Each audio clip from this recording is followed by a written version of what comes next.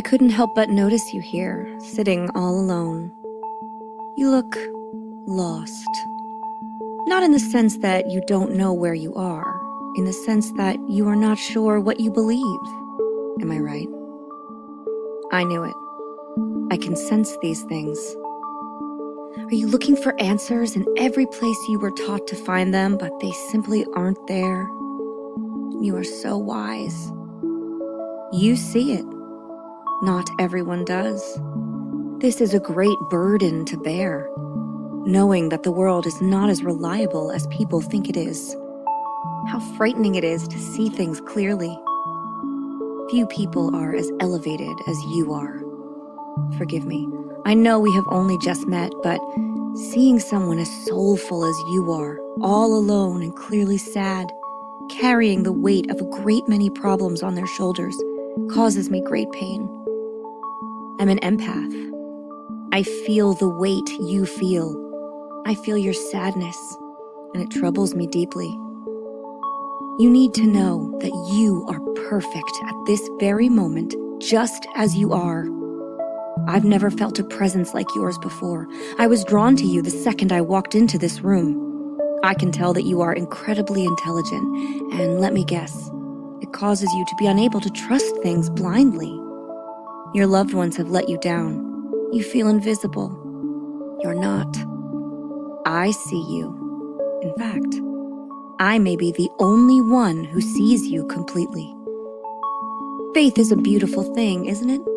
It gives people strength and purpose, comforts them when they are in pain and feel hopeless. But what can we put our faith in that will never let us down? Let me relieve you of this burden. Put your faith in me. Your loved ones cannot possibly understand you, and if they loved you the way you deserve to be loved, you wouldn't be here. The universe has put us in this room together, and we owe it to the universe to discover why. Why continue on a path that only brings you heartache when you can leave it all behind and know only love and acceptance? You are light and beauty that is simply waiting to be loved, waiting to join a family that will support you, a family that understands your troubles and fears and knows how to help you release them. This world is disintegrating at a furious rate. You should be among the few to survive the descent. How? It's quite easy. Put it all in my hands. I will take all of your trouble and burden, all of your heartache and suffering, and release you from it. I simply require one thing: total trust. You must separate yourself from the darkness, cut ties with everything in this old life, and walk into a new one confidently. The ascension is coming. Walk into it with confidence. Leave behind the blind madness and choose the enlightened. This body can only hold you for so long. Time your exit from it properly. Discover your pure energy, your ecstatic form, your place among the gods. Surrender completely and let a new you rise from the ashes. A you that right now only I can see. But it's there, and it shimmers with potential. Leave your ego behind and surrender to the process. I love you. I will protect you. I will discipline you and shape you into someone you can be proud of. And when the time comes and you are ready to move forward, I will release you from this life. I'm Holly. I'm Leslie. And we would be dead.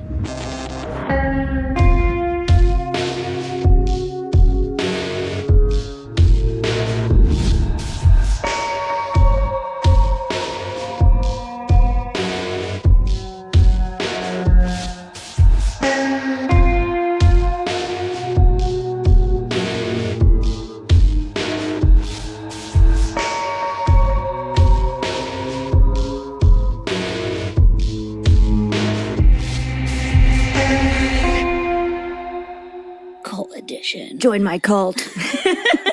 I'm in. Yes. I feel great about myself. I was going to say, did I make you feel like really loved and like you were going to conquer the world? I felt like my body, like my soul was rising out of me into, I don't know, a better place. Mission accomplished. Yeah, I feel good. Excellent. And now that you're in my cult, it's going to be real bad. Oh, no. That's how it goes. Hey, Leslie. Hey, Holly. Hey, Fiends. Oh, boy. This week, we have a case for you that was ripped directly from the headlines. Mm-hmm. We're staying up to date. We're doing the thing. So proud of us. We got there before Law and Order did and everything. Wow. I know. Pat on the back. Now, this is a case that lots of people are slowly becoming familiar with because of recent events, and one that I kind of wish I never learned about. Pretty sure it's gonna haunt my dreams forever. Yeah. This week, we have a cult. Yes. Our first real, true cult. Mm-hmm. Like real time. Yeah. It's happening. Right now, it's still a cult. Yeah. It's out there. And very serious. Yeah. It's I'm good. pretty afraid of them. I know you guys have been asking for a cult, and this one really delivers. Today, we are talking about the Love Has Won cult, otherwise known as the Galactic Federation of Light, or 5D Full Disclosure. Yes. So many sweet names. It's so good. This sounds sane, right? Yep. Perfectly. Mm-hmm. It is the apex of grinning delusion and the place where conspiracy theories go to meet other conspiracy theories and then have baby conspiracy theories who then they lock in a closet and scream about meatballs and tequila at. That's it. All of those things are real parts to this story. Oh my God. It's too much. I always want to believe that cults are like a thing of the past, that they happened a long time ago. They don't happen now. And that humans know better than to fall into something so ridiculous. But of course, that's not true. No. And the pull of that one charismatic person can have over the right audience remains both terrifying and dangerous. As we explore this cult, we will look into what can set a so-called movement like this one into motion. How does one little human, and I mean like a little human, achieve so much unearned adoration and blind faith? Well, I think it has a lot to do with knowing how to be in the right place with the right vulnerable people at the right time. It's pretty a specific formula, I think, for all the ones that are wildly successful. And having absolutely no qualms with ruining a whole bunch of lives. You got to be fine with that. Mm-hmm. So while Leslie and I couldn't ruin a fly, we tried. It's still in my dining room, I think. We wouldn't say no to just a little faith and admiration. Right. I mean, that would be fine. Yep. And if you would like to give it to us, you can head on over to Apple Podcasts and leave a 5-star rating and or a friendly review. We promise it will allow you to ascend into the next level of consciousness. Yes. Think of us as your mother god. Oh, God. We're your guides. Yes. We're really nice, and we don't do anything except for talk about murders and drink hard seltzer. Yeah. So it's fine. And if you would like even more We Would Be Dead in your life, you can stop by our Patreon, where for a little monthly donation, you will receive extra monthly minisodes, our patrons-only podcast 30-minute horror movies, discounts in our merch store, first dibs on tickets to our live show, and on-air toast dedicated just to you, and more. More, that's nuts. So much more. So much. And if all of that seems a little overwhelming to you, God, everything starts to sound like a cult when you're in that mindset. Yeah. I'm like, maybe we're a cult. I don't know. I was thinking about that earlier. I was like, we could be, but we're better than that. We actively chose against it. Yeah. We choose against it every day. Every day. For you. Yes. Which means do a little for us and give us a 5-star review. And we won't cult you. If all of that is overwhelming, you can simply share our content to your social media feed. Tell a friend, tell a neighbor, tell your Uber driver. Then your friends can become fiends and we can all hang out together. Yay. But not in a cult. Not in a cult. Just as friends. Just, if you want to, if you feel comfortable about it. If you want to leave, you're allowed. Yeah. We're not going to make you stay. Yeah. I'm going to feel like this forever now. I think that's all I have for this week. Leslie, do you have anything to add? No. Okay. All right, then. On with the show.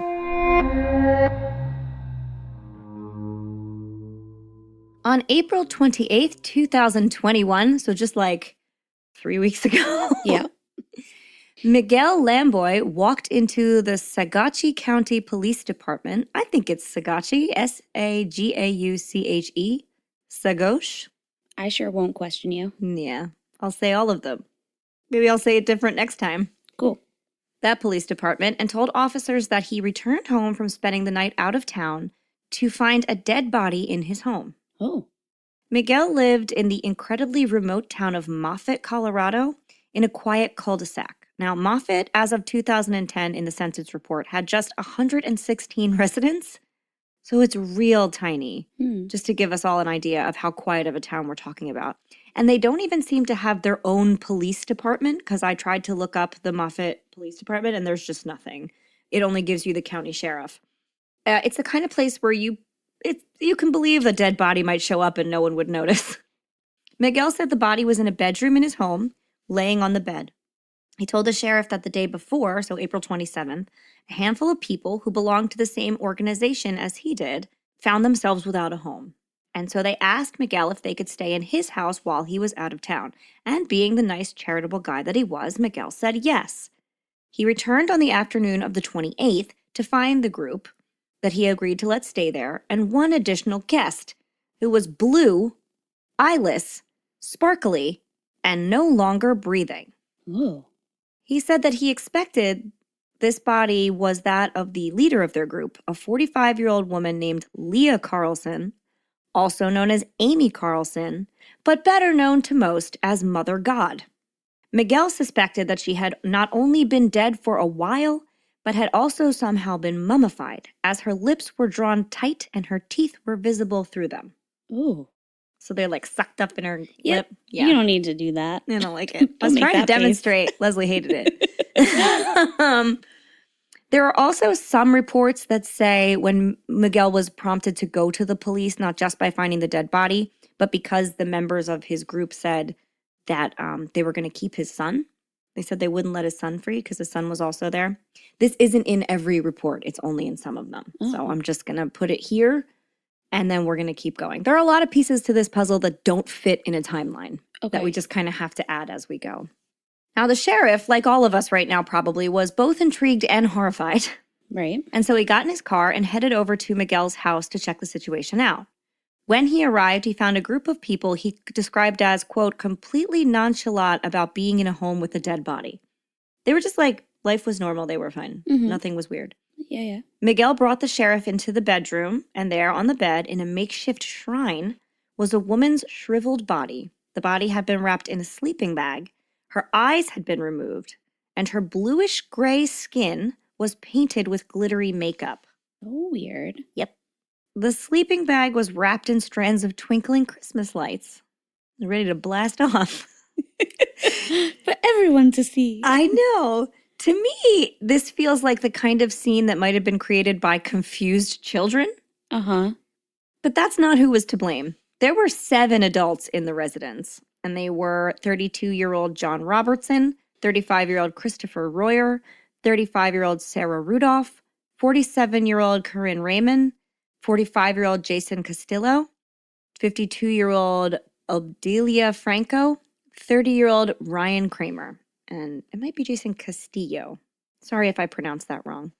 In addition to the adults on the premises was Karen Raymond's 13-year-old daughter and, as I mentioned before, Miguel's 2-year-old son. Now, the body of the woman they found had clearly been dead for quite some time. It was in a very advanced state of decay. All of the accounts I read didn't even mention an odor, which is kind of indicates how long it had been dead for, because I think almost every time I've read about officers finding a body or people stumbling upon one, the first thing they talk about is the smell. Right. And there are all these people in this house, and he didn't walk in and go, the house stinks. He found the body. Yeah. So, like, that's got to be a mummy at this point. Mm-hmm. Now, there is no evidence present that she died in this home. There's no evidence of foul play. There's no signs of struggle. And not even the slightest acknowledgement that something was a little off. This is a very casual time they're all having. The sheriff was at a loss.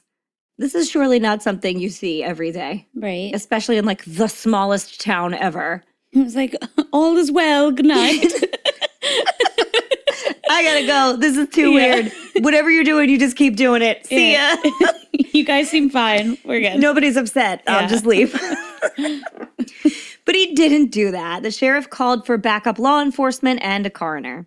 The body was removed and sent off for examination, and authorities had to legally identify this body, and yet they could not use fingerprints as her fingers were so badly decomposed that they would not yield anything identifiable. Mm-hmm.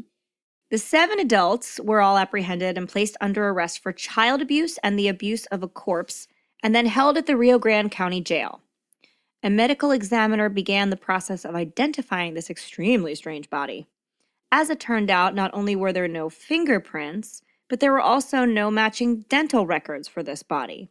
And so the authorities went about contacting this Amy Carlson woman's family because everyone said, that was her. They were hoping that they would not be horrifying the family of a very much alive woman because they have no science-y confirmation that that's who it is. People told them that, and you can't always trust people, so. Right.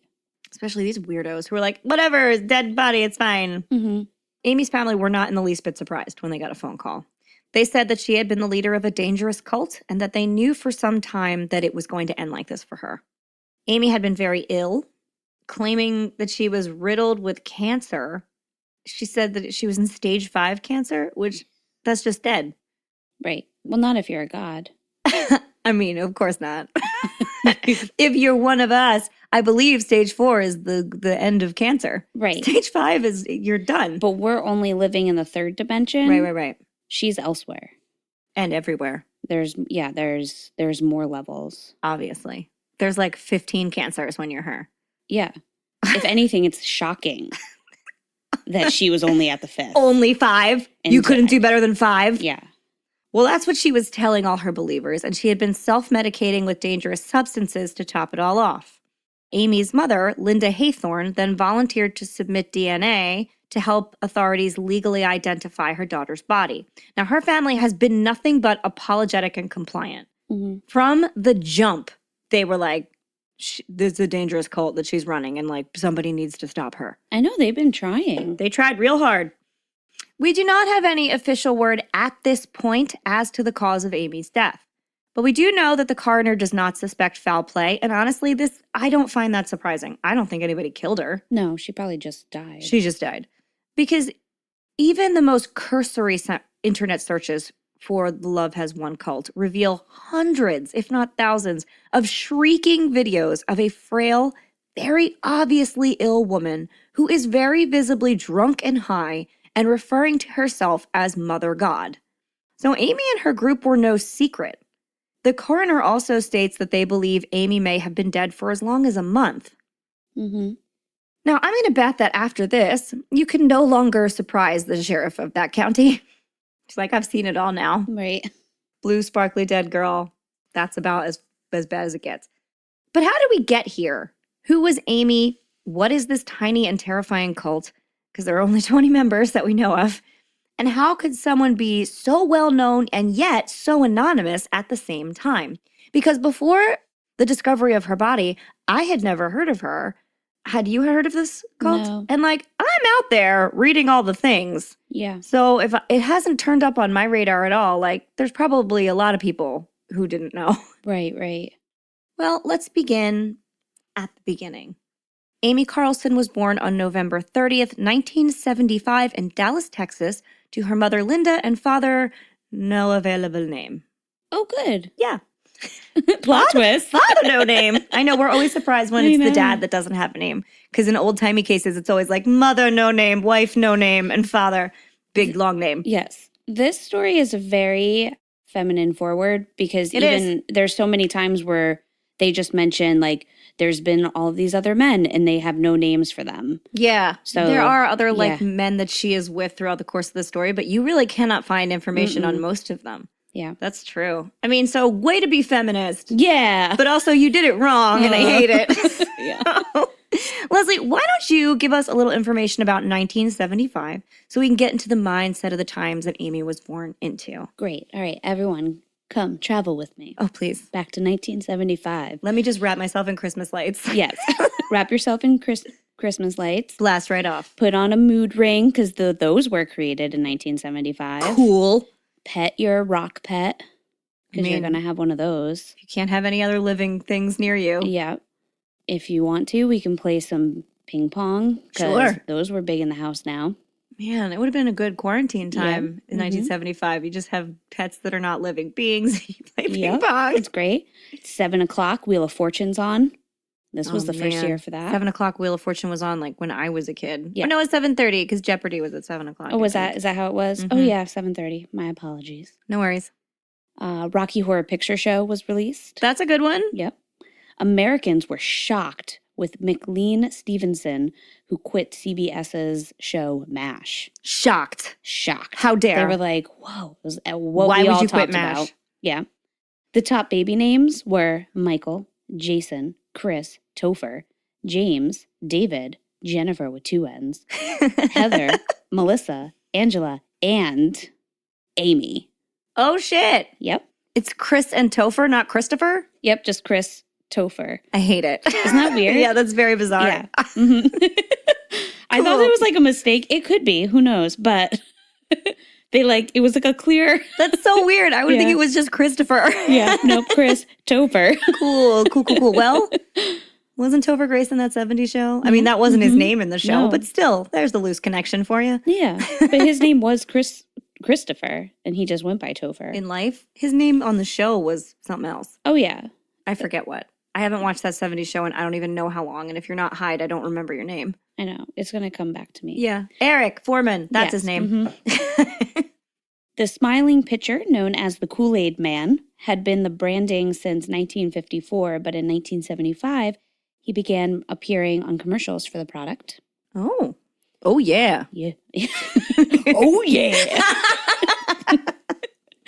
The best film Oscar winner went to The Godfather 2. The Wiz, A Chorus Line, Same Time Next Year, and Shenandoah? Whoa. Shenandoah? Shenandoah. Yeah, they all opened on Broadway. Nice. And then some big songs were Mandy by Barry Manilow. Mandy. Lady Marmalade by LaBelle. And Lucy in the Sky with Diamonds, but the Elton John version. There's an Elton John version? Yeah, I double-checked because I was like, that's a Beatles song. And then I double-checked like 1975 and it was like an Elton John version. That's not, come on, Elton. That's not yours. Get out of here. But it was a big hit. He did. Okay. What? So 1975 was a good time. I remember like all of that stuff. It's too close to my childhood for comfort. Yeah. Mm-hmm. Anyway. Amy was the oldest of 3 girls, and her younger sisters, Chelsea and Tara, are perfectly normal, seemingly lovely individuals. Mm-hmm. Amy, however, was always a little different. Her family remembers her as a relatively normal child and teen, a sweet girl who did normal young girl things.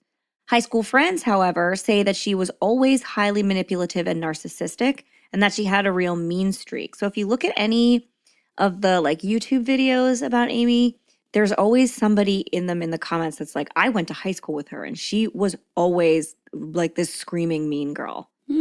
I know. I don't know how much faith anyone could put in that, but it does appear more than one time. So I'm just going to stick it in there. But of course, kids are always different when their parents are around, so I'm sure that both of these descriptions are true. Amy's mother, Linda, reports that she and Amy's father divorced when Amy was young, and at first, Amy went off to live with him. Though this arrangement didn't work out, we don't know why, and a few years later, she returned to live with Linda and her new husband. There, Amy enjoyed a comfortable middle-class lifestyle, got good grades, and sang in the high school choir. Now, I am not 100% sure if her sisters are her half-sisters or her full sisters, because her mother had 2 marriages, and they don't look exactly alike. And there was that gap where Amy was living with her father. Mm-hmm. There are also sources that state Amy's supposed mental illness, because there's no way there's none of that involved in this, was due to childhood traumas that occurred in and around the divorce and the time that she lived with her father. But again, we have no substantiated information about that. It's only claims people have made. But I'm here to give you guys everything that I have, and that's part of it. So There's a lot of that in this case. We know things, but we don't know all of the things. Mm-hmm. I don't know how much we're ever going to know, to be perfectly honest. And Amy's mother claims that she always made bad choices when it came to men and boys. Her parents got divorced when she was young, and apparently something happened when she lived with her father that caused this arrangement to end. So it's more than likely that Amy had a couple issues when it came to the kind of men she trusted. Again, that's not surprising. I think a lot of girls and women in that situation would have the same problems. Mm-hmm. And that isn't her fault. It isn't. The rest, however, very much is her fault. Mm-hmm. It became clear to Amy's family in her early 20s that she was pretty lost. This is when she begins talking about starships. And they don't say aliens. They don't say spaceships. They say starships in every source. So, yeah. I don't know. And she dated a string of men with whom she had children. By the time she was around 25, they say her mid-20s, so that's 25 to me, Amy was married with 3 children, all 3 of whom had different fathers. Oh, wow. She was living in Texas and was the supervisor at a local McDonald's. Yes. I love McDonald's sometimes. I shouldn't. It's terrible, but like those fries, oh man. It's what Olympians eat. So like it's fine if I eat them. Exactly, yeah. Cool. I'm going to say that you gave me permission. Yeah, if it's good enough for an Olympic athlete. It's good enough for me. Yeah. I mean, I don't need to do Olympic things. No. I just need to hang out. Yeah. Give me them fries. Yep. Now, I'm not making any kind of negative comments about having children with different men, getting married young, or working at McDonald's. Food service is an honest living. We should pay those people more. And every woman has the right to do whatever she wants with her body and her babies as far as I'm concerned. Yep. But I will say that, all things considered, Amy was not acting in the most responsible of ways. Her mother claims that she was never very close with her children, nor was she particularly maternal. Frequently, she would like leave her kids with the family members while she went off to do other things. Her mom said those kids were always at her house. Well, at least she dropped them somewhere. That's true. The kids, full disclosure, are still with her family much of the time. Mm-hmm. So this is important, though, because she will later refer to herself as the mother of all creation and has all the followers in her cult call her mom, a title which she already had but didn't seem to want when it came to her biological children, which is interesting because you could have acted like a mother to your actual babies and you chose not to. Right. Amy had begun to look for other ways to fill her life in, like, I want to say around 2009. Somewhere around 2010, Amy met a man who referred to himself as Father God online. Now, again, this is a very loose timeline. It is an extramarital affair, so there are not concrete dates on anything because she would have been keeping it from people, obviously. They began dating, her and Father God, and he told her that she was now Mother God. And boy, did she run with that title. Yeah. We don't know a whole lot about the original Father God, other than the facts that he began broadcasting bizarre YouTube videos under the group name the Galactic Federation of Light in 2009. And it's basically just shots of nature with him doing a voiceover about God's love and energy. Mm-hmm. Some say he went by the name Amaranth. Okay. Again, it's here and there. It's not everywhere. In his videos, which are few, it's just his voice and he's Father God. So, mysterious. As early as 2010, Amy herself began posting YouTube videos for the Galactic Federation of Light. And it was basically just her filming clouds at sunset, so you can see kind of like a silhouette of the clouds, and calling them spaceships. Yep. Look at that. It's a cloud, girl. You gotta. No, those are spaceships. I guess starships. I was going to say, I guess they transcended into spaceships from starships. I don't know. Mm-hmm. Now, this is just the beginning of her long and storied career with YouTube. After assuming the title of Mother God and falling deep into conspiracy theories that the Galactic Federation of Light was offering her, Amy began to develop her own ideas. She said that angels spoke to her from above and told her that she needed to go out on mission. Not a mission, on mission is how she refers to it. They told her, the angels that is, that she was the only God and that for billions of years she had been fighting for the good of humanity.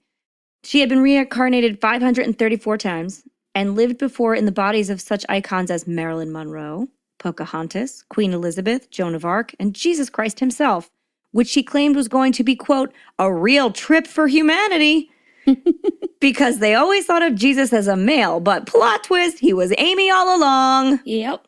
Ugh, who knew? Just being lied to. I know. And that's if you even believe that Jesus actually existed. Oh, I mean, you have to because she's here. Right. She is proof. Duh. And she goes as far as to say that she vividly remembers her lives as all of these people, and she remembers being nailed to the cross, which if you are a Jesus-believing person is probably like insanely insulting and sacrilegious. Right, because I think she even says that instead of it being So Jesus was actually a female, and then she was nailed to the cross mostly because they were against her femininity. Possible. Yeah, I don't know. That sounds right. It sounds like something she would say. Yeah. The video I saw is just her being like, it's going to be a trip for everyone, man, because they didn't know. Yeah. I was like, cool, that's as much as I can handle. I watched so many of you.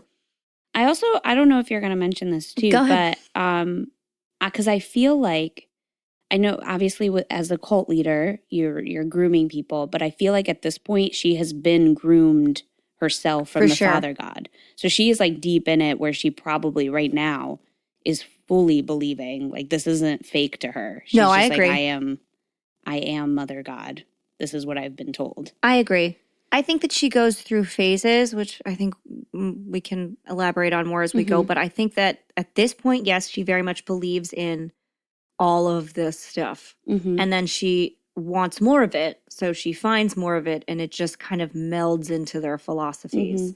But then I think at some point it becomes a control thing and it becomes profitable for her. Absolutely. And then she just uses the power she has to manipulate others. So I think there is a certain level of awareness at one point, but you're right, it wasn't always there. She was groomed by this Amaranth Father God guy who is out there in the world. We don't know who he is, where he is, what he's doing. He could be in your neighborhood. You do not know. Yeah. Then on Thanksgiving Day in 2012, Amy walked away from the dinner table and never came back. So she sat down to dinner with her entire family and her kids, Thanksgiving dinner, and then was like, excuse me, and just never came back. Well, that's the way to do it. Dinner was on the table. Everything was set. I'm good. Goodbye. She left behind. See, at least she left them food. She did. I don't know that she made it. I think she just showed up. Yeah. She left behind her three children, claiming that the angels told her that she needed to make a sacrifice and had to leave her children so that she could instead be a mother to the entire world. She also claimed that she cried for about a year. But then, after a year, leaving your 3 children behind forever is fine.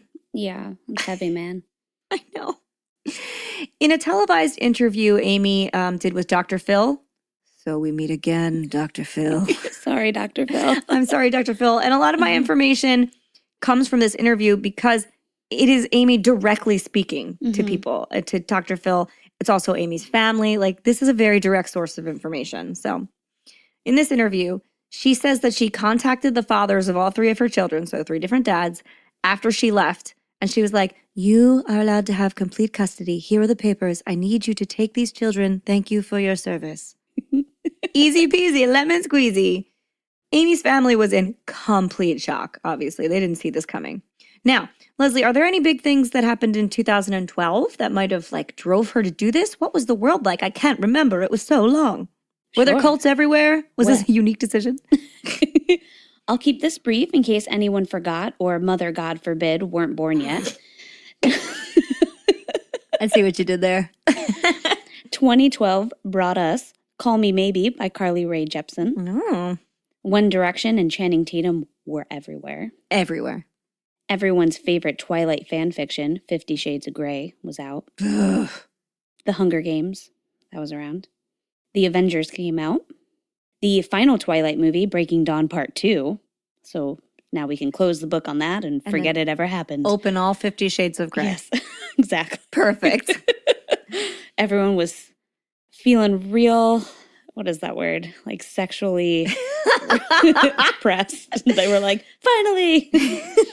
Anyway, the final season of Gossip Girl, which had lost viewership in the last year, but the last episode, which would reveal who Gossip Girl was, scored big ratings. Who was it? I'm not going to spoil it. I thought it was obvious. I didn't watch any of it. I thought it was obvious from day one. Okay. So if I ever watch it, I'll tell you. If anyone is just like, oh, I bet that's Gossip Girl, you're probably correct. Like on the first episode. Okay. Got it. At least that's what I would hope. We give you credit for being good enough to know this. Yeah. Perfect. Honey Boo Boo was America's sweetheart. Oh, no. Barack Obama won his second term as president. Oh, yes. And we'll find out soon who he really is. Oh, I can't wait. Oh, and the world didn't end like the Mayans prophesized. No, it did not. So we did have a cult in there. There you go. Yeah. I love doomsday cults that are like the world is going to end tomorrow. And then when it doesn't, they're like, just kidding. It's going to end next week. Yeah, we did the math wrong. My favorite's in Parks and Rec. Yes. That's real, though. That's how, like, Heaven's Gate was. Yeah. Heaven's Gate thought the world was going to end, like, 100 times. Right. And it never did. Mm-hmm. I believe the Branch Davidians were the same way. They were like, get ready, here it comes. And then it didn't. I just like in Parks and Rec when, is it Ron Swanson and, like, the leader of the group? They're, like, trying to schedule it in their calendars. Yeah. But, like, actually, can you do it next Thursday? Like, the following? He's like, yeah, that works out. Yeah. There you go. That's a real casual cult. Yeah. We need more casual cults that just whittle flutes and sit in parks. It's nice. Way better. That's not this. They are not this low key. So that's 2012. There are no excuses there. She didn't, I mean, unless she was like, Twilight, Hunger Games. I don't really know. Now that Amy is free of her earthly obligations and she's pawned all her children off on other people, she devoted all of her time to the Galactic Federation of Light, which she had at this point completely taken over. So, Father God, get out of here. I'm the ruler now. And she renamed it Love Has Won. See, I would argue that she was able to drop all of her baggage. Okay. And truly transcend. Leslie, stop buying the cult. To her. You got to stop. Best self. You got to stop buying the cult. I'm just saying. You're going to buy the cult. You got to stop. They're still out there. They could get you. Now, also, to be a modern cult, you really need an internet presence, like a strong social media person. As we know from our modern cult. God damn it, we're not a cult. You can't rely on word of mouth and charisma like Jim Jones. Oh no, you have to go viral.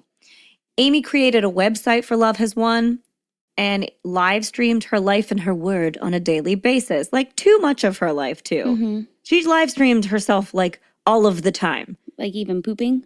Maybe. I didn't encounter any of those, but like that doesn't mean they're not out there. Those were her holy poops. You should see them. You should witness them. Now, during these live streams, Amy would convince people to join or invest, though that's not where most of her funds came from. As Love Has Won had just a scant 20 full-time members at the time of Amy's death and 45 ambassadors worldwide, not really just getting money from those people. It was Amy's claims to faith healing that really raked in the dough. In addition to speaking to angels and being an all-knowing entity that was billions of years old, Amy performed etheric surgeries in which she would remove all impurities from the body with her mere presence. And she didn't even need to be in the same room as you. She did a lot of them over the phone because quarantine is hard. She claimed to be able to enter the body and brain of her followers through the spirit realm and remove illnesses. Like she claims she goes in and like with her brain, she takes out your brain and takes the bad stuff out of your brain and then puts your brain back, though your brain never leaves your body. Right. Whew, it's a real hard one to grasp. She also said she could heal any part of the body, remove cancer or tumors, heal injuries, fix energies, and renew the spirit. On the archived Love Has Won webpage, this service was listed for the low price of $88, with the condition that there could be extras added on. It's like a taco bar. You can just keep putting on toppings. During the Dr. Phil expose, one former follower claims that Amy would charge up to $400,000 for these sessions when she found someone who was able and willing to pay that much. Mm-hmm. So again, this is where I'm saying that she has an awareness of what she can do. Because if she got a rich one, she was like, oh, but for you, you need a lot of work and it's going to be a ton of money because you have it. Mm-hmm. So if she found someone who could pay, they did. But how did she find followers? Well, the cult's theology is just a blended smoothie of pre-existing old world religions and conspiracy theories. Every single conspiracy theory, like all of them. So if you're a person who's on the web searching up QAnon or reptilians, you will come across Amy. While not every conspiracy theorist is searching for a cult or a family or a place to belong, whatever you want to call them, some of them really are. And these people are vulnerable and frightened enough to need the kind of crazy reassurance that Amy was willing to say she provided. What did she claim? It's kind of hard to pick it all apart, but I'll give you a brief overview, and then we'll head into a fun conspiracy roundup with Leslie. Oh, fun. Amy claimed she was a 19 billion-year-old being who had been battling to save humanity from negative energy since the dawn of time. She claims she had been reincarnated, we said this before, 534 times as a bunch of super famous people, and that she would go on to lead exactly 144,000 people, not one more or less, into a mystical fifth dimension. The group also claimed that Amy was the queen of the lost continent of Lemuria, which I cannot wait for you to talk about. Amy also stated that Donald Trump was her father and that she had spoken to the spirit of the deceased actor Robin Williams, who she also claimed was a reincarnation of Archangel Zadkiel, who is traditionally the angel of freedom, benevolence, and mercy. Now, there are several videos where Amy claims that Robin Williams is in the room with her, and she's just talking to him as if he's right next to her, but in a real weird, casual manner. The group also makes reference to the concept of the lost city of Atlantis, the Anunnaki, and the reptilian conspiracy theories. So, like I said, just all of them. One day we will cover the insane world of David Icke, too. I promise. Maybe that'll be a Patreon episode. We'll do the reptile people and David Icke. They also fully subscribe to QAnon theories, of course, and believe that the world was run by a cabal. They love that word. Determined to keep the planet in a low vibration state. Amy claimed that what most people on planet Earth lacked was discipline. They needed to surrender all of their free will, surrender to Amy as their god, and one day they would be able to ascend into a state of pure love and high energy known as the fifth dimension. So I cannot untangle all of that for you. I wish that I could, but I can't. I have read pages upon pages of information directly from the source, and we will read some of them together in a little bit. And it is just a new age buzzword soup. The most recent version of the cult's webpage also includes tarot readings, crystals, and essential oils. I really think they just want to hit everything, like any kind of alternative source of comfort possible. They just want to be like, we do all of it. They show, and so they could like show up in every internet search too. Right. If you put all of those things on your webpage, you're going to ping everywhere. Yeah. So I mean, they're definitely like, there's two sides to their group where they have this new age side where it's all like yoga and meditation and crystals. And then they have this other side where they're very like, they get into like the government side, like the QAnon side. Which is like very interesting. It's very strange. But it's really hard because as I was looking through a lot of these, I know a handful of people, like actually know them, that believe in the fourth dimension, like that they believe they can reach the fourth dimension, which is just you're in your body, but then you like transcend a bit that you can like see outside of your body. Whereas the fifth dimension is where you just are completely escaped from it. So that's where Amy is. She can just, she's just nice enough to be in physical form right now, but she's completely left it. So it's just hard because I'm like, I know some of these people, and then I wondered, I was like, were they like over quarantine? Like, did they get sucked into this? Because we don't know. It's all internet. Yeah. They could have been doing all of this kind of stuff, and you would never know. Oh, yeah. Lord. So, okay, Leslie, why don't you give us a little tour into these theories and what they entail? Are they as crazy as they sound? I think they are. Okay, so, good. Love has many beliefs, as we said. It's almost as if they took every conspiracy theory, added them to their already boiling water, and cooked them into the shit that they spew today. Like any good cult, they can take all of their theories, contradictory or not, and make sense of them, at least to any susceptible person they can groom. It's so interesting that they're in both of those camps and they sewed them together. I don't think those two people are usually the same. Yeah. Right? Somehow they have become the same. Oh, that's scary. Yeah. Keep going. Sorry, it was just a thought. So first up on the list of conspiracy theories they subscribe to is the Illuminati, because the Illuminati are always involved. Yeah, every time. They're on our dollar bills. Yeah, it's crazy. The Illuminati is an occultic secret society that covertly controls the ruling establishments of essentially all of the nations of the world. Everyone. Cool. Being made up of powerful international bankers and Freemasons who control the world's politics, finances, and media. Freemasons scare me. Yeah. Their goal is to incrementally tighten their control over humanity's mental, spiritual, and physical existence via imposing a tyrannical world government. We'll do secret societies. We've talked about it. Yeah. Next up is QAnon. Oof. We will not do QAnon. It makes me too mad. QAnon, or simply Q, is a discredited American far-right conspiracy theory. alleging that a cabal of satanic, cannibalistic pedophiles run a global child sex trafficking ring and conspired against former President Donald Trump during his term in office. They believe Trump became the president to expose the deep state and all their evil pedophilia dealings. They eat babies. Yeah. In pizza shops. They just kept thinking there was going to be a storm, like a storm is coming.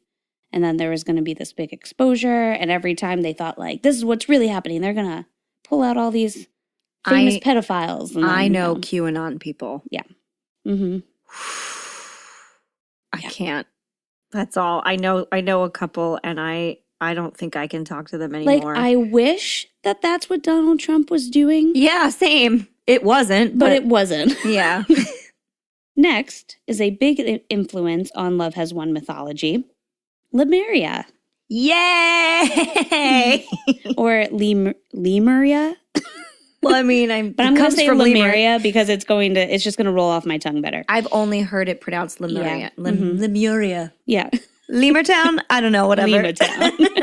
All right. Simply put, it is a lost continent that, according to a disputed scientific theory put forward in 1864 by zoologist Philip Sclater, was located in and subsequently sank beneath the Indian Ocean. Sclater was trying to understand how lemurs may have crossed over from Madagascar into India, and he decided that they must have been connected by a land bridge called Lemuria. I love that he was like, how did lemurs get over there? There's a lost continent. Yes. So at this point, it's very far away, and it didn't make any sense. You know, they found these fossils, and they didn't know, like, how they got there. And at this time, land bridges were a really popular idea. So again, because this is 1864, okay. Right? So they're still trying to find out what's happening with all, like, the continents. This is like the snakes in Ireland, because the water came up and cut off the land between Scotland and Ireland or whatever. That's why there's no snakes. Mm-hmm. That's good for you, though. It's great lemurs for me. Cute. We're sad about the lemurs. So again, at this time, land bridges were a really popular idea, and the world had yet to arrive at the theory of continental drifting. So Philip theorized this land bridge must have sunk because it was clearly just not there anymore. Obviously. Other geologists, zoologists, and botanists had also noticed that Madagascar's ecology was similar to Africa and India. So when Philip offered up a lost continent of lemurs that the other continents were attached to, scientists didn't discount it. They were like, okay, we'll go with that for now. All of this is so good. So many people did believe that he was onto something. Ernst Haeckel, a Darwin enthusiast, often credited with promoting Darwin's ideas of natural selection in Germany, took Philip's idea and expanded upon it. Yep. Claiming that Lemurians were not just lemurs, but humans as well. The Lemurians migrated to India as their continent sank and became Aryans. Oh, no. So now Lemuria is connected to a mystical human race, which means everyone is going to have their own theories about it. Of course. One of the more popular theories came from Madame Helena Blavatsky in 1870. She was an eccentric Russian woman living in the eastern tundra of Philadelphia. Philadelphia has a tundra. Perfect.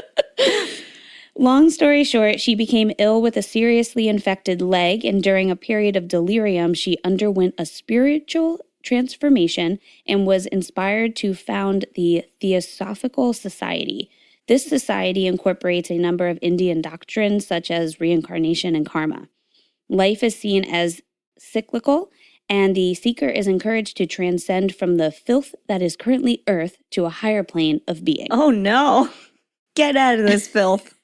After a visit to India, Madame Helena published The Secret Doctrine in 1888. So this is like one you could see and get. So this woman went on like an Eat, Pray, Love journey and then came up with this stuff. Yeah, this is like huge in Got this. it. Yeah. A 6-volume work that serves as the basic text for the Theosophists. The Theosophists, I feel like is the word, all over the world. So these people are all over the world. In these volumes, she wrote about the 7 races of humanity. Oh, no. The first... This is bad. The first, obviously, being the invisible astral jellyfish. Obviously. Which I do believe that jellyfish are, like, if we were ever to be taken over on this earth, it would be jellyfish because you can't really kill, there's nothing you can do with them. They're just taking over our oceans. So then what we need to do is breed a weaponized sea turtle because they're the only thing that eats jellyfish. I know, but they're like going extinct. Like, we need more of them. We need more of them. Okay, so save the turtles, eat the jellyfish. Yeah. Or figure out another use for jellyfish. We've been trying. We gotta try harder. Yeah. Okay. The second, the Hyperborean, who lived near the North Pole and were bodiless until they drifted more south, becoming less spiritual and more physical into ape-like. So this is where we bodiless? Yeah, they're just like a spiritual being. They're like the fifth dimension kind of thing. They're yeah. I was just picturing just arms and legs. No, I think they're just like a spirit. They're like spiders with no body. Yeah. Okay, good. And then as they started to like migrate south, they were like leaving their home, probably that vibration. Of course. Yep. And yeah, becoming more physical and ape-like, and that's where we are starting to kind of come from that area. Yeah, got it. The third was the egg-laying lemurs, who had eyes in the back of their heads and lived on the continent of Lemuria, located in the Pacific Oceans. Lemurs were hermaphrodites who were able to bear children without having sex and were extremely pure heavenly creatures. But then outside forces poisoned the Lemurians who figured out what sex was, and then they had sex all the time, and then their society crumbled because of all the sex that they were having. And this led to the continent being destroyed, and any survivors had amnesia because they were no longer in this mystical land. Egg-laying lemurs? Yes. With eyes in the back of their head. And they don't look like Zaboomafoo. They're not like actual lemurs. They look like... They're like kind of human-like. Ew. Yeah, it's like weird. Hey, and they lay eggs. They lay eggs, yeah. They are not platypus or echidna, so they do not lay eggs. These only ones do. Hate them. Yeah. The fourth is Atlantis. So we know what happens there. Yeah, man. And the fifth were the Aryans or ourselves. Like some people are just like, they're just humans. Like more humans. They're just like, we don't want to go down that hole. Nope, yeah. We don't. That's fine. We'll leave that. And then the last two are still to come. Oh, good. Yeah. We get more. We get more. Great. So all of this is to say that when it comes to lost cities and lost continent theories, the story goes that it was inhabited by the very best of people, a perfect state that fell from grace. So remember this when we talk about love has one's beliefs on this world. The idea of Lemuria existing was debunked by scientists. However, in 2013, geologists discovered traces of a lost continent that lie below the Indian Ocean in some of its islands. Scientists believe that the ancient continent to have been pulled apart by plate tectonics between 50 and 100 million years ago. Painstaking detective work involving gravity mapping, rock analysis, and plate movement reconstruction has led researchers to conclude that several places in the Indian Ocean, now far apart, conceal the remnants of a prehistoric landmass they have named Mauritia. Okay. In fact, they say the Indian Ocean could be littered with such continental fragments, now obscured by lava erupted by underwater volcanoes. So now there's like some kind of truth to this. Like, I land. buy that. Yeah. I buy that there's like land masses that were consumed by water that are under the sea now. I don't buy that egg-laying human lemurs with eyes in the back of their head were walking around on them, but you know. Based on plate tectonics and geological data, Mauritia disappeared into the Indian Ocean around 84 million years ago when this region of Earth was still turning into the shape it holds today. Okay. Right?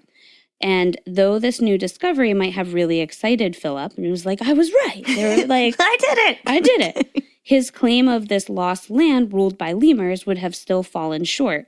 Mauritia may have disappeared 80 million years ago, but lemurs didn't evolve on Madagascar until 54 million years ago when they swam to the island from mainland Africa, which was closer to Madagascar than it is now. That makes more sense. Yeah. I'm also devastated that when they talk about lemurs, they don't mean actual lemurs. They mean monsters with the same name. Monsters. Philip meant lemurs. He was like, just a really nice land of lemurs. You guys, all the lemurs were there. And then like this woman, Helena, was, or that other guy, and then Helena was just like, the people too. And they lay eggs! Get out of here! Mammals don't lay eggs! So, however, there are thousands that still wholeheartedly believe Lemuria to be a heaven on earth that our ancestors or our former selves came from, and some of us are lucky enough to remember this better time. How do you remember that? You can't remember that. It was too long ago. Well, if we're just being reincarnated, then you can transcend right. and remember all your past lives. Of course. Yes. How could I?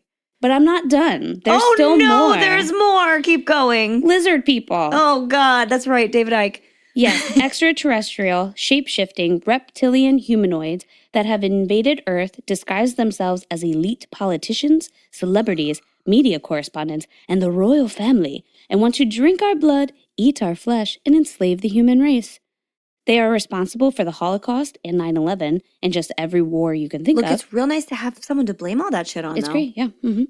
David Icke, a former BBC sports reporter, became the poster human. So qualified. I know. A sports reporter. I love it. Became the poster human for the theory in 1998 after publishing his first book, The Biggest Secret.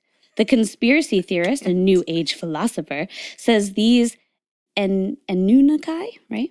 I think that's how we're going to say it. Anunnaki or whatever. Anunnaki, I don't know. yeah. I only saw the word. I have not heard people pronounce it. Which I think just stands for reptiles, have controlled humankind since ancient times. Witness accounts have dubbed Queen Elizabeth, George W. Bush, Henry Kissinger, Bill and Hillary Clinton, and Bob Hope as being reptilians. Bob Hope. Yeah. And this is like, they are big lizards that wear human disguises. People think they... Yeah, they can like shapeshift into humans. Yep. And then, yeah. David even claims that the lizards are behind secret societies like Freemasons and the Illuminati because they control everything, right? So where does he get his information? I don't know. Well, because so the lizard people, that a lot of that comes from other writings. So like so some of this is I kept seeing H.P. Lovecraft, a few other people, but they write about Lemuria because that's like an interesting topic, you know? Absolutely. And then they also write about like some of their own things they start bringing in, like reptilian creatures. Lizard people? And then some people are putting this all together and they're thinking that these mythos, like even the Cthulhu mythos, like some people are like believing that this is real. You guys, those are creepypastas. We've talked about it before. So my list of conspiracy theories ends here, but honestly, there is way more. If you are wondering if love has won, subscribes to certain conspiracy theories, just assume they goo. They goo. Just assume they do. Now, looking specifically at what love has won believes, and I promise I'm almost done. No, you're doing great. I love it. How I understand it, during the time of Lemuria, Amy Carlson, Mother God, was the queen of Lemuria, which again was this heaven on earth kind of place. She lays eggs. It was the only land on earth living in the fifth dimension. Amazingly, during the incarnation of Amy, Donald Trump was her father, too. So while they were in Lemuria, that's when he was also her father. So he's been around for a long time as well. Great, great. Him forever. She loved him, and this is why she and her followers love and trust him today. That's why it's like a big thing. Everything was going well for Mother God, and the earth was vibrating at a high frequency, which was allowing the Lemurians to vibe in the fifth dimension. Thousands of years later, Atlanteans, who functioned only at the third and fourth dimensional state, got jealous and invaded Lemuria to steal their crystal technology that allowed the fifth dimensional vibrations. This plan backfired and caused a huge explosion, which was like an atomic bomb. Lemuria would begin to sink, the vibrations would start to lower, and the inhabitants were being knocked back down to their third dimensions, forgetting their lives in the fifth dimensions. Yeah, don't they refer to this as like a second Big Bang? No longer superior beings, the Galactic Federation or some alien group. So also the Galactic Federation is part of like the reptilian theory. So they kind of took that. Oh, wow. Yeah, I don't think they came up with anything on their own. Sent down their minions of reptilians to take over the planet by keeping Earth at a low vibration, which they thrive off of. They cannot survive on a high vibration. That's why like they're keeping us down. Damn it. Yeah. Now, you may be asking, but Mother God is the mother of all creation, so aren't the reptilians her creation? No, they are not, because they do not have souls. So they will never be able to survive at a high vibration, which is why we need to wake up and transcend so we can take back the earth. The reptilians have since worked their way into the Illuminati and then the Cabal. They are the 1% that run this country and the planet, and Trump is working hard to expose them and awaken us. These reptilian humanoids have been using fear to keep us further away from love and the high frequencies. In order to defeat the reptilians, we need to not use our brains but our hearts, and once we are in full feelings mode, we can put out those love vibes, strengthen the frequencies, awaken our minds to who we once were, angels and gods, of course, and be transcended back into a fully spiritual world. Earth is the last planet in the system to not have transcended, and so thank Mother God for floating down into the physical form of Amy Carlson, waking our asses up. And even though the whole Earth needs to transcend, apparently it's only 144,000 that will actually be saved, just like the Bible mentions and the Jehovah's Witnesses believe. Oh, so this number is other places? This is like a big one. This was in Revelations. It's also what... I am not religious, so this is what's news the to me. Vallow? What's that? Oh, Lori Vallow's like doomsday cult stuff. She also... guys, we'll do Lori Vallow, I promise. Yeah. So because this cult literally cannot come up with any new idea, though maybe it was Amy's idea because she was Jesus. Oh my God. My head hurts. People believe that. All of those things, hundreds and thousands of people believe. Yeah. That's real life to people. Yeah. Oh my God. I'm like shaking after.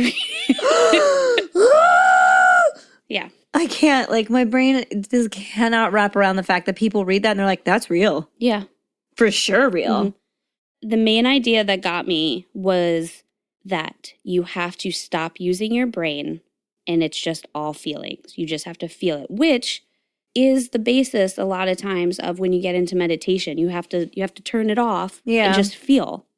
Well, except for like the more I read about meditation, the more they say like thoughts do happen. You have to let them be there. You have to let them be there and you don't let them sink in, but you're not the idea that you're supposed to be thought free is missing the mark. And also impossible. Totally impossible. That's not how brains work. Mm-hmm. We can't just be like, you're off now. Otherwise you're like, you'd stop breathing and just die. But if you're constantly on other substances, you can kind of shut your brain off and just have feelings. I don't know that that's a good aspirational thing. No, it's not. I mean, it usually ends poorly. Mm-hmm. But it's very scary. And there are people still stuck in it right now. Ooh. Wow. Thank you, Leslie. I knew you were going to do well on that. Fortunately, the internet is forever. And so the cult's literature, like its original literature, is still very much around. The cult itself is still around, but in the process of rebranding. So they have a new name and a new website, and I guess we'll get onto that in a little bit. Which they've done a couple times, I believe. But they're like, the website that has been archived is the Love Has Won website, and it looks so dated, but it was around for a long time.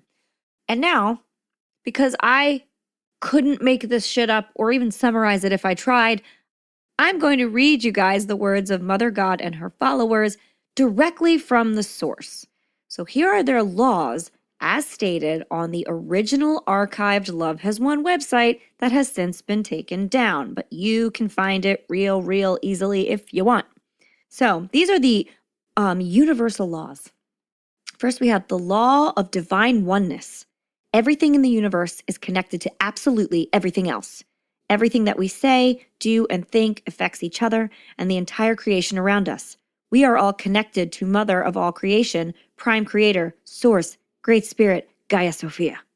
So everything is connected is also kind of like a pagan and Wiccan tenet, like, and it's much lovelier from them. They're like, oh, we're all connected by different things, and the world is all one. This goes in a different direction. Next is the universal law of vibration. Everything in the universe moves, vibrates, and travels in circular patterns, caps locked. These same principles of vibration apply in the physical realm to our thoughts, words, and goals as they do in the etheric. Every word, thought, and feeling has its own vibration, frequency, unique unto itself. Also, like, I love words, and the word etheric has never stumbled into my vocabulary one time. 3, the law of action. Action must be applied in order for us to manifest things in the earth plane. Therefore, we must engage in actions that support our divine thoughts, dreams, feelings, words, and divine co-creation. The law of correspondence. The principles or laws of physics that explain the physical plane of energy lie in vibration. Those are just words. That's not even a sentence. The corresponding principles of the etheric operate under the principle of as above, so below. So again, you took somebody else's saying and then tacked it on the end of his nonsense paragraph. The law of cause and effect. Nothing happens by chance or outside the universal laws. Of course, we can act outside the universe here on Earth as we have been given free will, cap. However, every action or energy embodied outside of universal law will attract like results. Every action has a consequence. We reap what we have sown. Law of compensation. This is the law of cause and effect, applied to blessings and abundance that is provided for us. The physical effect of our deeds is given to us in gifts, money, inheritances, friendships, and blessings. When we give love, we get love. Often we can believe that we have been giving love. However, the motivating energy was actually to feel better ourselves, to validate ourselves, or prove our worth. However subconscious that action is, the universe knows the energies you are embodying, even when the mind does not allow your understanding. Only the heart feels and therefore knows. Like, half these words have capital letters at the beginning of them for no fucking reason. Right. I feel like I could decode this and they're also words. Yeah. But if Maybe. they are. They might be. Oh no, I didn't even think of that until now. I'm so mad. The law of attraction. This law determines, which the law of attraction is also real and not this. Mm-hmm. This law determines how we create things, events, and people that come into our lives. They are always a reflection of our internal energies. The situations you find yourself in, the people you attract are a reflection of some aspect of you. Our thoughts, feelings, words, and actions produce energies that in turn attract like energies. Anger attracts anger, joy attracts joy, negative attracts negative, and positive attracts positive. So that's like kind of real. There's like 10 more of these. I'm not going to read them all. I'll read you the titles because the descriptions are just so absurd. There's the law of perpetual transmutation of energy, the law of relativity, which is not scientific relativity, the law of polarity, the law of rhythm, the law of balance, the law of transparency, the law of unity consciousness, the law of love, and then a whole bunch of other ridiculous nonsense without a title. But that's how everything is phrased on this website and in their Bible. I don't know what it is. Right. Like their set of rules. Yeah. It's so hard because, I mean, you could look at this and say this cult isn't, like they don't have their own ideas, like they didn't come up with anything new. But at the same time, that almost makes it more believable because you're like, all of these things have been here forever. Like, it's not a Christian cult, but they're using parts of the Bible they're just sewing everything together and being like, all of these have been here and we are giving it to you in a comprehensive manner. And this is why all of the things that are happening make sense. Right. And if you're someone who is a conspiracy theorist, who does live in the world where they love to read about all of these things, these are all buzzwords So you're like, oh, this is the things that I believe and you believe all of them and you can put them all together? Sign me up. Or on the other end, if you are somebody that is more holistic and you believe that you can even transcend a bit on an astral plane, which we've already seen in with that, the vampire. Yep. Yeah. And just different things. So if you can believe that there is, I don't know if the whole earth is energy and you believe in something a bit supernatural like that, then the idea of alien reptiles coming down to earth, it's not absurd. And because they are in works like literature and other things, you're like, oh, well, if it's in there, there has to be some truth to it. Guys, everything in books is not real. Some books are fiction books. But where do they get these ideas, Holly? I mean, I couldn't have just thought of it. I write creatively and everything I write isn't true. Or is it? It could be. You could be gathering the energies from all around you. Leslie, we're not a cult. Stop. I'm just... But that's what's so scary about it. If you believe that kind of stuff, that's what's hard. We could have a cult. It always was hard for me as a massage therapist to understand Reiki because I understood it and there is some scientific levels to it, but then which I really worked well with, like I understood a bit of scientifically energy work. Right. Okay. I understood like kind of certain feelings. But there's the next level to it where a lot of therapists I work with went a little bit further and I couldn't quite get there with them. Yeah, I hear you. But I could see them going down this rabbit hole then. Yeah, that's very interesting. So then we come to the new website because they rebranded to, what was it called? 5D Full Disclosure. So Fifth Dimension Full Disclosure. It's so good though. I know. First of all, when you click on the site, the opening image is text. It's like her face and then sparkly text that says, God was here. She ascended. Now it's our turn. Which gives me real mass suicide vibes. So there is reason to continue to worry about this cult. Then you have like a click down menu of services where they describe the etheric surgery And it's still only $88, so. Yeah, they really kept their prices reasonable. But isn't she the only person that can actually do that? Not anymore. Oh, good. It's funny, though, because for a while on their website, they said she is the only one that could do it, although people would call and then she'd be like, one of my helpers will help you. And these were people who, like, had no idea what they were talking about. They didn't even know what they were supposed to say. I'm not saying that, like, anyone knows what they're talking about in this regard, but, like, they didn't even know the language. Right. People were not pleased. And this is their literature. It says, quote, our most popular session, the surgery, is performed in the etheric realm of your higher self by Mother God and the galactic A-team in the 5th dimension. I love it. You don't have to do anything. Mother God and her team will do it all. This healing is all done on your higher self first in order to heal the energetic body where all the disease, illness, and bodily dysfunction stem from. They love the word dysfunction. The energetic body must heal first before it manifests into the physical. Everything that is non-organic, in parentheses, density, or not supposed to be in the body will be removed and fully healed. This includes, but is not limited to, trauma and wounding stored in the body, vaccine toxins, because they're very anti-vax, diseases, chronic or acute illnesses, microchips, again, very anti-vax, brain damage, neurological issues or disorders, and tumors. This can best be described as a full body detox. Your body will be fully clear so that the higher self can start integrating into the physical body. It is not possible for the higher self to fully integrate into a physical vessel full of density. We're so density. There is no other service offered on the planet that will provide a full healing like this one. Join the many people who have had their lives completely changed by this etheric surgery. Mother Earth would like all her children to have a chance to experience a true 5th dimensional healing while shifting out of the 3rd dimension and into the 5th. What about the 4th? Oh. New age healing awaits you and your loved ones. Add-on surgeries are only $22 per add-on. Ooh. Taco bar. More toppings. True healing from the planet/source herself. The surgery is done in 2 processes. After your first initial booking, you will receive a pre-surgery phone call to go over what to expect during the surgery over the next 3 to 5 days. Pre-surgery lasts typically 10 to 15 minutes. Any questions you have about the surgery process will be answered during this call. Then a team member will schedule a follow-up session where you will receive the second phone call 3 to 5 days later, depending on availability, where you will get the surgery follow-up results and what was removed during the etheric surgery. We allow 3 to 5 days for the surgery to integrate into the physical body and allow beings to integrate their new higher energy field. Then we have the next one is angel chip activation surgery.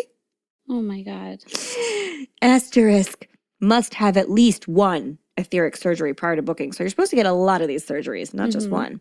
An activation of the etheric benevolent implants in our energetic system placed there by Mother of all creation and the Galactic Federation of Light. So you have an implant, you didn't even know it. But you have one. Got to get it turned on, though. Right. Yeah. Even the microchips are bad. Yeah, but not this one. This one's good. Okay. Each session will include a pre-surgery session to explain the chip activation process and follow-up session approximately 3 to 5 days after the pre-surgery to discuss the specific chips that were activated, because you have more than one, and to share in the experience of the activations. There are currently up to 13 angel chips being activated in these sessions. So you could have as many as 13 chips implanted in your body that Mother God put there when you were born many years ago, and then you can activate them now. This is exhausting. It's such a headache. Suggested donation of $44.44. Oh, that's it? Yeah, that's all. And then there's even one I can afford. Yeah. Well, there's also etheric surgery for animals. So if your animal has a problem, they can just fix that too. Now, all of this is most certainly culty and obviously a scam, but it's not dangerous per se. The danger came in the cult's compound in Colorado with their 20 in-person followers. It took time for Love Is One to land a location, though. The group traveled between Colorado, Oregon, California, and Florida, because of course they were in Florida, before in 2018 when they moved to the rural and mountainous location of Moffett, Colorado, which we've already discussed is super remote. The group briefly moved to the island of Kauai in Hawaii in August of 2020, where they were met with hostility from locals after Amy publicly declared that she was the Hawaiian goddess of Pele. Oh, no. Yeah, don't fuck with them. A multi-day protest ensued, with protesters lighting driftwood fires and chanting Hawaiian prayers around the property the group that had rented to stay in. Don't fuck with indigenous culture. Mm-hmm. And good on the Hawaiians for calling her the fuck out right away. Right. So I was just listening to another podcast. It was like a cult podcast. And this was in September of 2020 when they aired it. Yeah. And so she was in Hawaii at this point, and the guy was saying, because he had been watching all these videos, and he was like, she's clearly sick. Looking at like past videos, she is, somewhat healthy, and now she's like, she's very much deteriorating. And he believed that, and not even just believed, this is what the other members were actually saying, that one reason why they had a spot in Florida is because it was near Disney World, and that was a happy place for her, and you have to keep Mother God happy. Yeah, in order for her to do her works and to feel better, you have to keep her happy. So that was one place. And then taking her to Hawaii, he was thinking that maybe they went to Hawaii as one to kind of get her away so people didn't see how much she was deteriorating. But also they would say that because she wasn't feeling well, they had to take her to the happiest place on earth, which is Hawaii, and she'll do better there. So that was like another thing. So that was all like September 2020, which was kind of weird when I was listening to it. And he was like saying, he was like, she's clearly very sick. Yeah, there's no arguments about the fact that there was something wrong with her, but she was, because of all of these beliefs that she was spouting to everyone, she couldn't go get medical treatment. That's the real kicker of this, is that she did need medical interventions. She needed them desperately, but her followers were like, no, we would never take her to a hospital. Hospitals are evil. Right. I mean, there are a few sources that even say she asked to be taken to a hospital and they said no. Right. That is where we are currently in muddy territory, because if that is true and they find that out, those people can be charged with murder. But I guarantee you, though, that she has probably told them, if I ask you to take me, do not take me. Yeah, sure. So I'm sure that they were doing it for what they thought was her own good. Gonna be legally muddy if they find that out. No, but I could think that she was the one that told them that. Oh, I could too, but I'm just saying, like, if they were like deep in. If they want to make an example, that's one place where they might be able to. And I don't know if you'll mention this too, but they also at this point are a nonprofit.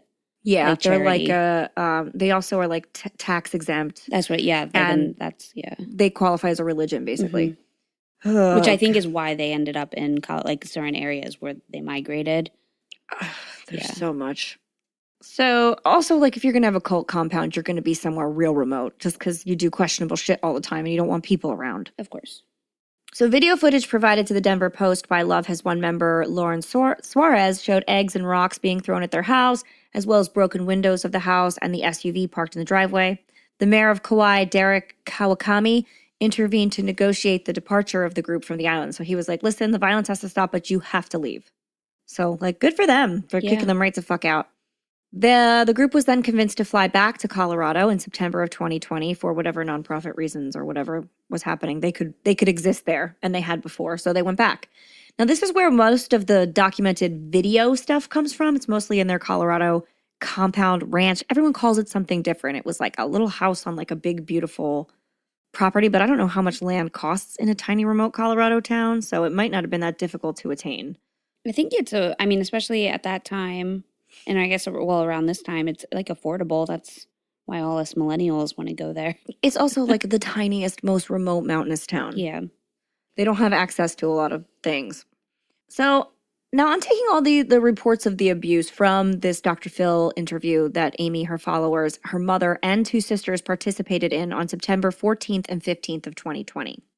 Now, normally I am a little bit suspect of some Dr. Phil stuff, and we have been in the past, simply because it is also there for entertainment, and I don't even think Dr. Phil will argue with that.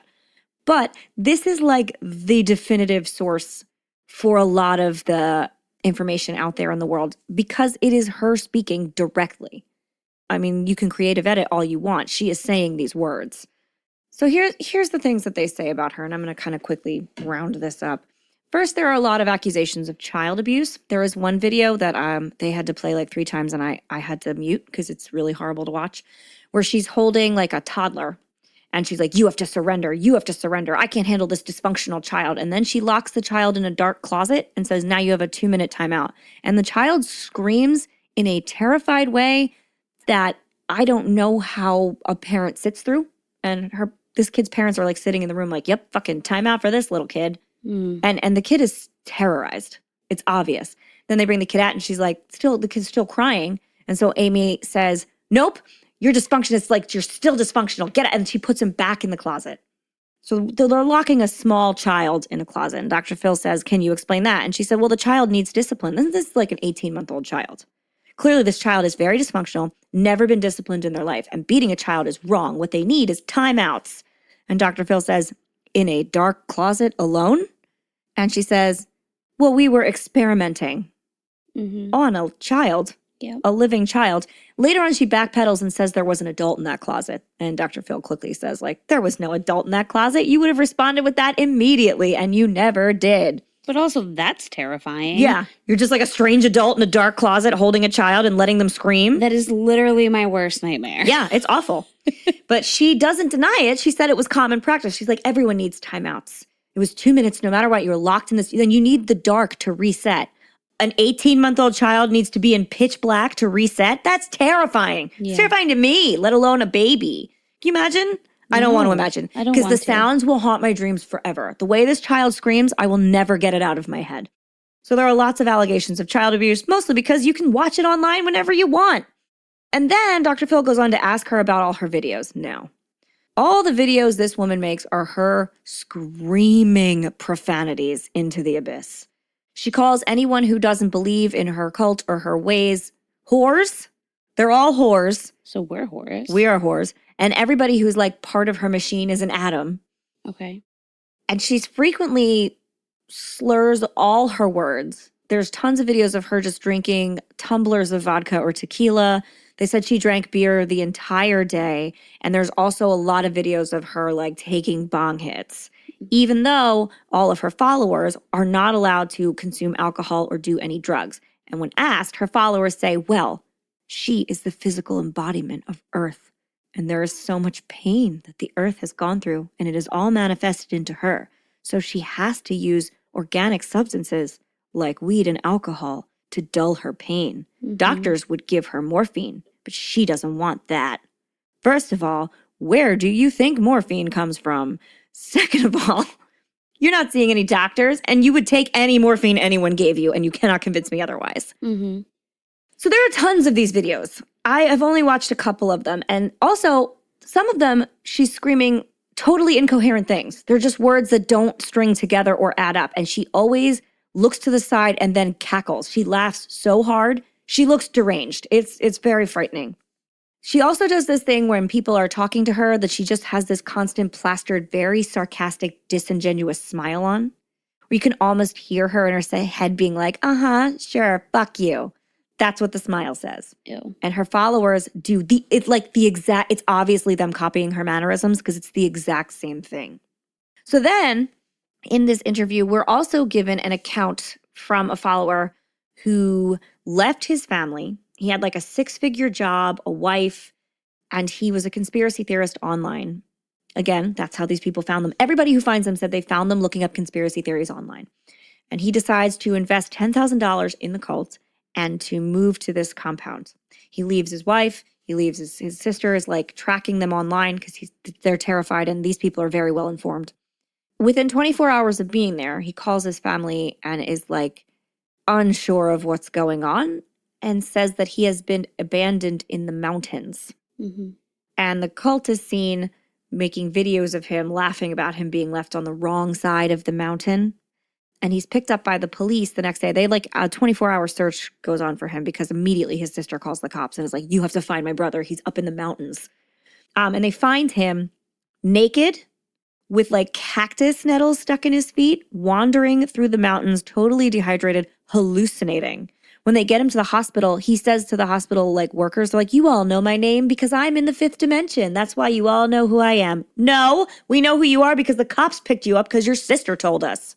He like couldn't even grasp onto any kind of reality. And it had only been 48 hours. Wow. Yeah. So it's crazy. Another man that was apparently ended up joining because he had a relationship with Amy. Because there, like you said, there are a lot of men. There aren't a lot of names, but there are a lot of men. This guy says that when he arrived, like he had an online relationship with her. And then when he got there in person, there was the whole like crowd was tripping out on mushrooms. And Amy was just screaming. Oh my gosh. He lasted like 2 weeks before he left. Wow. And he left everything he owned there and just ran for his life. Again, she's also very well documented as always altered. She's always messed up in some way. And her family does allude to the fact that she has had addiction problems in her past. They're not well documented, but they claim that they are there, that she used addiction as a coping mechanism, which we can see she's phrased it as such. My favorite documented drunk incident is with one of the members, one of her followers, standing in front of her cowering, and she's screaming at him that her vision was chicken parmesan, and he brought her meatballs. She likes meatballs, but that wasn't her fucking vision, and an idiot Adam like him couldn't bring her chicken parmesan. It's that kind of stuff, that level of insanity. But she had gotten to a point where she is right, always, is never to be questioned, and everybody else is wrong. But she is infallible. That is the definition of a cult leader. Yeah. Then there's this fun thing that she decided when COVID hit that she thought colloidal silver could cure COVID. Which is a huge thing anyway in all the new age stuff. Like, everyone thinks colloidal silver can cure everything. It can't. I know. It really, really can't. It can do some stuff, but it's like an antiseptic if you put it on a bandage. You're not supposed to ingest it. The FDA banned it. Yeah. But there are drops that you can take that You're not supposed to, though. Those are not FDA approved. Oh, still? Yes. No, they were, and then the FDA pulled their approval from it. Oh, okay. So you're not supposed to ingest it. See, it's so hard because, again, being a massage therapist, I live in this whole other world sometimes where I'm like, oh, okay. So silver is not an essential mineral in humans. You don't need silver for anything. There is no dietary requirement for it, and hence no such thing as a silver deficiency. That's not true. There's no evidence that colloidal silver treats or prevents any medical condition. Again, like I said, you can treat dressings and use it as an antiseptic. It has antiseptic properties when put directly on like wound dressings and stuff. You still can't overuse it though. Otherwise, it's harmful. Especially to werewolves. There you go. It can cause serious and potentially irreversible side effects such as agyria. I didn't look up the pronunciation for this. It's a condition where the skin turns bluish gray. Now, Amy's excessive use, she's seen like chugging bottles of it. She just drank it all the time. So did all of her members. She was quite blue when she died. I will put a picture, the last picture you can find of her, and she looks like a blue skeleton. Like Smurf blue. She's super blue. And they say when you use it excessively on dressings, the area of your skin that you use it on will turn that color. And nobody's skin is supposed to be gray-blue. That's not a good thing. So in August of 1999, the United States Food and Drug Administration banned colloidal silver sellers from claiming any therapeutic or preventative value for the product, although silver-containing products continue to be promoted as dietary supplements in the United States under looser regulatory standards applied to supplements. The FDA has issued numerous warning letters to internet sites that have continued to promote colloidal silver as an antibiotic or for other medical purposes. Now, the FDA told Love Has Won, they contacted them several times to cease their public use and endorsement of the product, especially as a preventative measure for COVID, but they did not. And it's funny because the exact same thing happened to Alex Jones, but he's not blue and no longer sells it. Because when the FDA said, you can't do that, he went, okay, never mind. There's also documented instances of animal abuse with Amy. There's a video of her shaking a cat and holding it up by the scruff of its neck. When Dr. Phil asks her about that, she says, I was disciplining a cat like a mother would discipline it because I am the mother of all things. Right, and animals are aware that she is Mother God. Obviously. Obviously. There's also a litany of father gods all over the place. The most recent one was...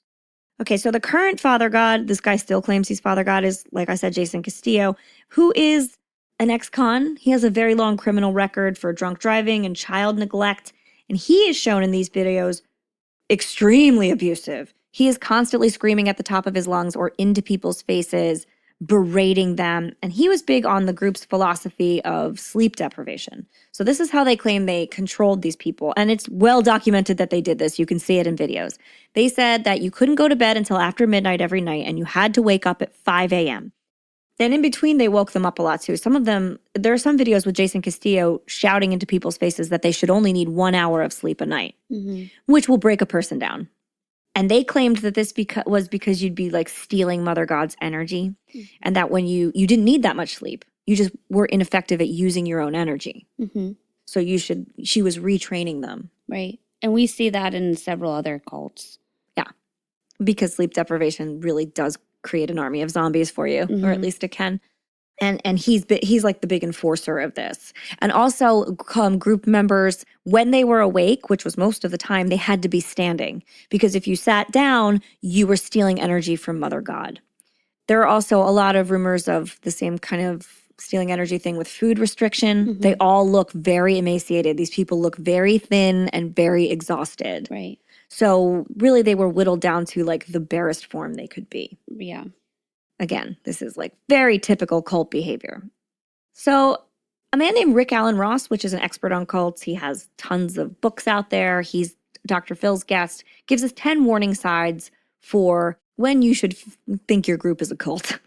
First is absolute authoritarianism without meaningful accountability. We for sure are seeing that there. Amy said she's infallible. She's literally God, and she is not accountable for anything she does, ever. No tolerance for questions or critical inquiry. No meaningful financial disclosure regarding budget or expenses, such as independently audited financial statements. So we have a lot of that going on here. Money's just coming in, and we don't know where it goes. There's no and they're nonprofit, and they're technically a church, and they've tax exempt. So I mean, they're traveling a lot. She has to go to she has to be Disney happy. and Hawaii, and all over the place. Unreasonable fear of the outside world, such as impending catastrophe, evil conspiracies, and persecutions. Check, check, check. There is no legitimate reason to leave. Former followers are always wrong in leaving, negative or even evil. And she says that a lot. We're all whores. Former members often relate the same stories of abuse and reflect a similar pattern of grievances. That's true. All of the stories from people who have left this cult, which there aren't a lot of, but there are some, are exactly the same. There's Facebook group forum. The woman who published the meatball video is someone who's left. There are records, books, news articles, or broadcast reports that document the abuses of the group/leader. We got that too. Followers feel they are never good enough. Absolutely. She tells them they are never good enough. The group leader is always right. The group leader is the excessive means of knowing truth or receiving validation. No other process of discovery is acceptable or credible. So I think it's pretty obvious that Love Has Won fits every single one of those checkpoints. Where they will all argue that it's not a cult, but I feel like it very obviously is a cult. Yes. In early April 2021, the group was briefly relocated to an RV park in Mount Shasta in Northern California, but they were asked to leave due to overcrowding. It is believed that this is the point in time wherein Amy died, and then they brought her body from California back to Colorado with them. There is, in this point in time, there's like one last video of Jason holding her, like carrying her, and most people believe that she's either almost dead or dead, and he's just holding her up. So the fate of the arrested members of the party and the remaining cult remains to be seen, because it does still have an active online base. Their Facebook page is still there. They're still making videos, the followers. They're still online. You can still get surgery if you want it. But I really hope nobody does. Yeah. I think that's most of what I have. There's so much out there. You guys, there's so much. If you want to delve into this, I can give you directions to go in, or you can find them yourself. It's bananas, and it's not over. And I will be very interested to see what becomes of this, because I feel like it's kind of headed for a catastrophe. Right. If you want me to be honest. So I know, it's so scary. Yeah, there's so many videos of her being like, Jesus motherfucking Jesus Christ, which I am, so me. Right. There's one of those where she says those exact words, and I couldn't, I had to sit down. I couldn't. Ugh. This is scary. It's also interesting to me because any members, I mean, I don't know if they would, I mean, not that I think, I mean, they could find our podcast and listen to it. They could. But So if you're listening and you need help getting out, I don't know. I don't know what we can do for you, but there are sites that specifically for this group. If anybody actually needs help in a safe place to leave, they can go to. I'll find a link to put in our show notes. So yeah, if you know anybody who has fallen into this and they need to get out, point them in that direction. Rick Allen Ross also has a ton of stuff on deprogramming people that have been in cults. There is a lot of literature out there to read. His books are great. There's actually on a lot of the Reddit forums, I actually had a hard time finding a Reddit forum that was pro Love Has Won. It was Love Has Won Exposed, I think, or something like that. Or Love Has Won Cult. And it was a page for ex-members or family of members or anybody just curious. So there was a lot of people posting on there that, I mean, may or may not have been. We'll try and put links to any of these things. I'll put a link to the Dr. Phil interview. You guys can watch her talk. I'm not going to link all her videos because they are so easy to find. Yeah, you can just go There's on YouTube. Tons of them. Yeah, and there's also like you can read more direct experiences from people that have left, and there's what they specifically experienced with her. But I think that gives us enough of an idea. I'm looking through my notes to make sure I got everything because I was saying to Leslie before we started, it's so hard to be linear with this because there are so many pieces to the puzzle. And there are so many things that I finished telling the story. I'm like, where do I even add these? Right. Her family, like we had said before, I want to kind of close with that. They approached this looking to expose her. They said, our sister is a cult leader and we want to stop her. They believe that she is mentally ill. They don't think she knows what the truth is anymore. That's what they said at the time of the Dr. Phil interview. And they also believe that she is consciously scamming people for money and that she is abusing her followers, or at least they did before she passed away, obviously. So, like, I think that might be part of why they don't have as much of a following because her people are out there in the world being like, she's bad. Right. Maybe not. Anyway. Oh, also her kids are safe in case anybody was worried. Okay. They are with her family and their fathers. Her oldest son is quoted everywhere as saying, I've had a perfectly normal childhood except for the fact that my mother is the leader of a cult. Right. Oh, man. Yeah. That'll do it. Yeah, but they all are like living successful lives and they're okay. The oldest two have seen her live streams and they don't care to see anything else from her. They're completely, well, she's dead, but they were completely estranged from her before she died, which is probably for the best. Oh, yeah, just absolutely. in case anybody was like, what about those kids? Yeah. They're okay. So, toast? Toast. Gosh. Well, to her family for trying to expose her immediately. So, to her mother and sisters. And, God, it's really hard to come away with who does not celebrate, but like who in this case I want to lift up. Yeah. Any members that have left and are recovering? And the man who got lost in the woods, his name, or in the mountains, his name is Alex Whitten. So I would toast to his wife and sister who were very on top of the situation and were able to find him with the police and able to save him. Yeah. So that was pretty amazing. So cheers to them. Okay. Do we have anybody else? We do. Yay! Who? We have a best fiend forever, Beth Carrion. Cheers, Beth. You are amazing. Thank you for supporting us. I just feel my skin glowing. Oh my God. I look so much better now. Yes. We are transcending. I have ascended. No, nobody, please, guys, don't join a cult. Oh, it's not okay. And if we were desperate to find meaning in a world full of chaos and willing to follow anyone who offered it to us to the ends of the earth and back, we would be dead.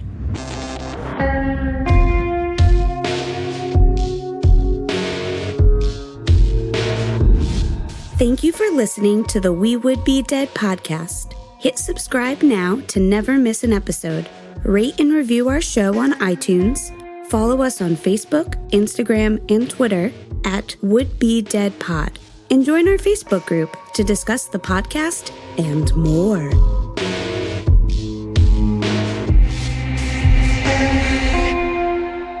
Those were her holy poops. You should see them.